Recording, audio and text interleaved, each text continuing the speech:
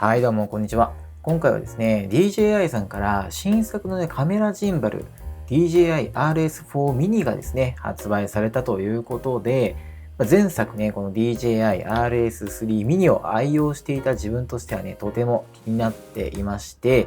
もうね、内容を見たね、瞬間、速攻、購入しちゃいました。はい、ということで今回ですね、DJI RS3 mini ユーザーが、このね、DJI RS4 mini に買い替えた理由というかですね、で比較してみてアップグレードされている点をですね、ご紹介できればなと思っています。もうね、早速ね、実機見ていくんですけども、今回はですね、せっかくなので、トラッキングモジュールがついたコンボ版にね、してみています。で、同封物はこのジンバルの本体と、あと三脚、トラッキングモジュールと、あとですね、専用のハンドル。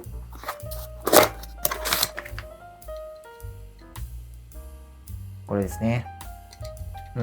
基本的には仕様変わんないですね。3ミニの時からね、そんなにハンドル使ってなかったんですよね。並べてみるとこんな感じ。RS4 ミニがね、ちょっと背が高くなってサイズがね、一回り大きくなりましたね。ただ重量は 890g と 1kg をね、そのまま切っていまして、 RS3 ミニが 850g だったので 40g だけね、重たくなったという感じですね。積載量は 2kg までと RS3 ミニから変わってはいないんですけど、使い勝手の部分に関してはですね、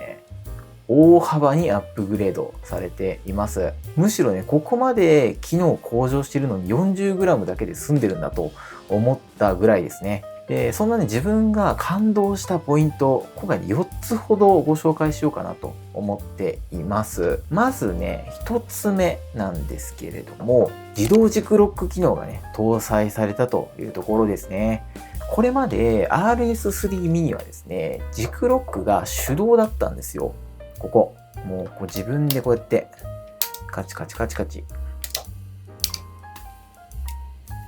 ちいちロックを解除するのにもですね、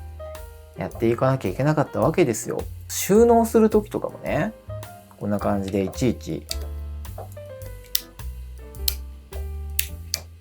こんな感じで一個一個やっていかなきゃいけなかったんですよ。もう地味にやっぱ時間がかかって、これがストレスになってしまっていたんですよね。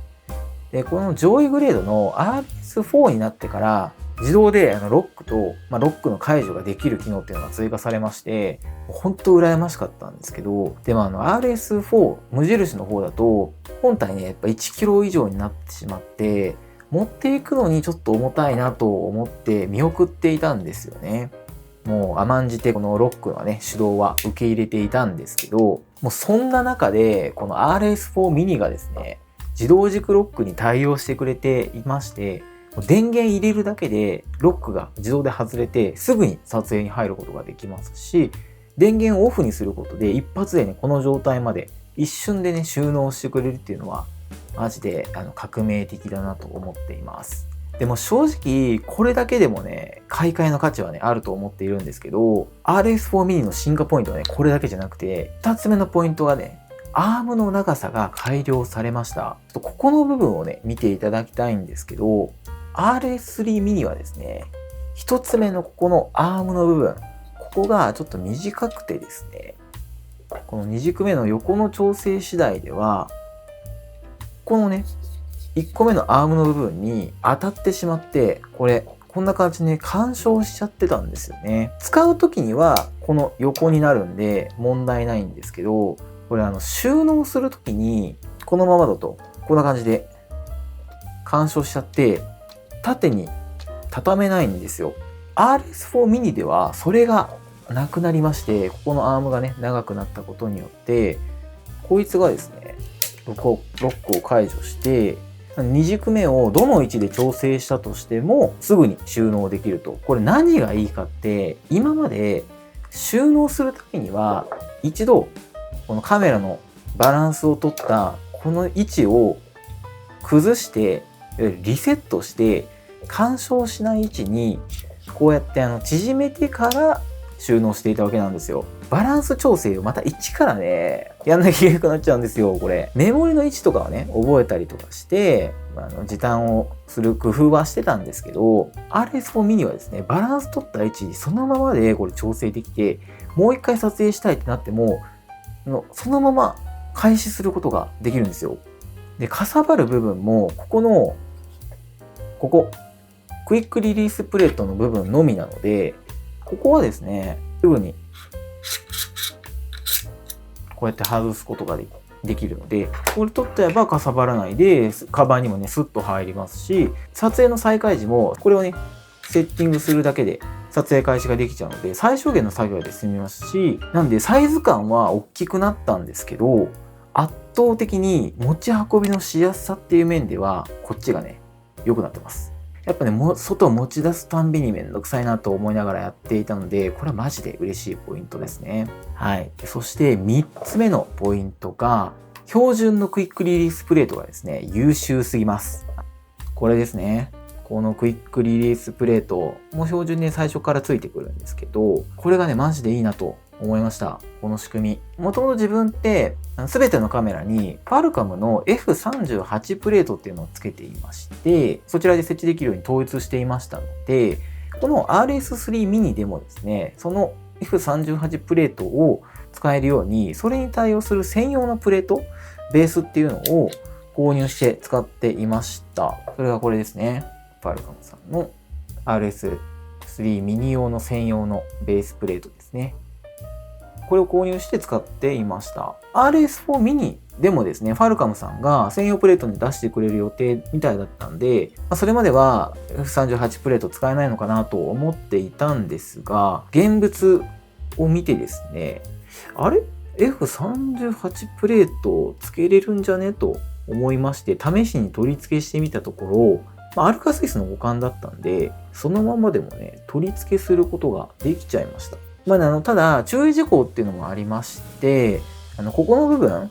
このダイヤル部分がね、出っ張ってて結構シビアになっているので、カメラの形状とか、F38 プレートの種類によってはですね、干渉して、取り付けできないっていうケースもありそうです。で、たまたま今回ね、自分が使用している FX3 だったりとか、α7C2 ではね、問題なく取り付けすることができまして、ラッキーといった感じでしたね。ただ FX3 のカメラケージも使ってたんですけど、これはね、やっぱ干渉しちゃって取り付けすることができませんでした。これに関しては、ファルカムさんの専用プレートっていうのを待つしかないという感じでしたね。ただもうこれはね、ほんと棚ぼただったポイントなんですよ。純粋にこの RS3 mini と比較して、ここの部分はすごく良くなっていて、今まで RS3 mini のこのカメラの前後の位置の調整っていうのって、ここだったんですよ。ここで前後しなきゃいけなかったんですよ。これね、カメラ載せながらだと、もうこれない状態でもこんな感じでちょっと引っかかってくるぐらいなんで、カメラ載せた状態で、もうコード上カメラの重みで、スライドっていうのもすごくね、滑らかじゃなくて、結構慣れるまで苦戦したんですけど、この RS4 mini の前後調整ってね、このダイヤルを回すことで移動できるんですよ。これめっちゃ楽。ミリ単位の調整とかもかなり楽で、一瞬でね、この前後のバランス調整終わるんで、これもね、個人的にはかなり嬉しいポイントでした。めっちゃいい。はい、そしてですね、4つ目のポイントがですね、縦配置への移動っていうのがめちゃくちゃ簡素化されました。RS3 mini もですね、縦配置に対応することはできるんですよ。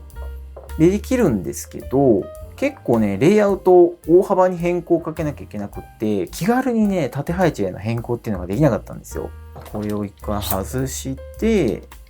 いしょ。で、こいつも外した上で、こっちに取り付けして、みたいな。はい、ここまでしてようやく縦配置になるといったね、感じだったんですけど、RS4 mini はですね、このプレート、こいつを緩めて、で、ポチッと押せばですね、これ外せるんですよ。で、ここに取り付け用の穴があるので、そこに合わせてもう一回こっちにカチッとすれば、これだけで縦配置のセッティングになるんですよ。もちろんね、バランスの調整はもう一度実施する必要はあるんですけど、もうあまりに簡単。やっぱこれ考えた人マジで天才っすね。これだったらね、やっぱ頑張って縦配置にするかってなりますからね。めっちゃ楽。モード変更ってタッチパネルじゃないとできなかったんですけど、ここでね、パンフォローとパンチルトフォローとベースのモード変更はここでできるようになりましたので、一瞬で切り替えることができるようになりました。正面のダイヤル類は一緒ですね。反対側にスティックの操作の切り替えっていうところもできるようになっています。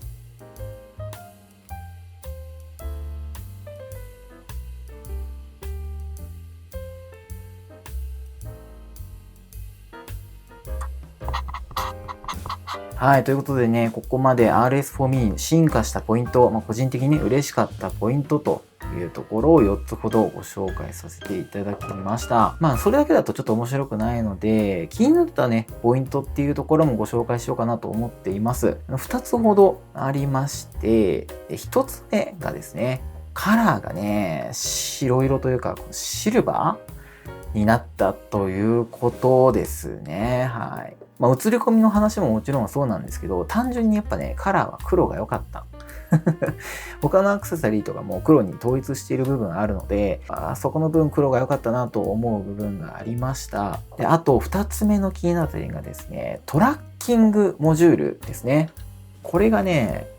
自分の用途的にはちょっと合わないなと思ってしまった点ですね。もうね、これは完全に個人的な理由なので、製品のせいとかではないんですけど、トラッキングの対象がね、人物のみなんですよ。被写体がですね、デバイスだったりとかすることが多いんで、人物以外の方が頻度としてはちょっとやっぱ高いんですよね。なので、もちろんね、モデル撮影とか潜在映像の撮影時とかには大活躍してくれると思っているんですけど、個人的にはね、人物以外のトラッキングも対応してくれていたらなお嬉しかったなと思いました。そもそもね、RS3 mini にはトラッキング機能ないんでね、贅沢な要望ではあるんですけどね。でも、強いて言えばというところなので、すごくね、取り外しもマグネットで簡単ですし、全体的なね、使い勝手の良さ、機能面っていうところはね、マジでもう大満足です。はい。自分はね、まだ購入してないんですけど、スマートフォン用のアクセサリーなんかもあったりしてですね、ほんと個人での撮影に関してはこれ1台でもう何でもできちゃうなと思いますし、この機能をもうね、ミニシリーズで出してくれたっていうところに関しては、マジで DJI さんありがとうございますって感じです。はい。で、コンパクトなね、カメラジンバルお探しの方だったりとか、今ね、RS3 mini をご使用されていらっしゃる方にですね、かなり買い替えもメリットあるかと思っていますので、ぜひね、チェックしていただければなと思います。こちらのチャンネルではこういった撮影機材のお話でしたりとか、デスク周りのガジェットなんかをご紹介しているチャンネルでございます。もしよければチャンネル登録、高評価よろしくお願いいたします。またコメントなんかもいただけますとすごくモチベーションになりますので、ぜひぜひよろしくお願いいたします。というところで今日のところはこの辺で、また次回の動画でお会いしましょう。バイバイ。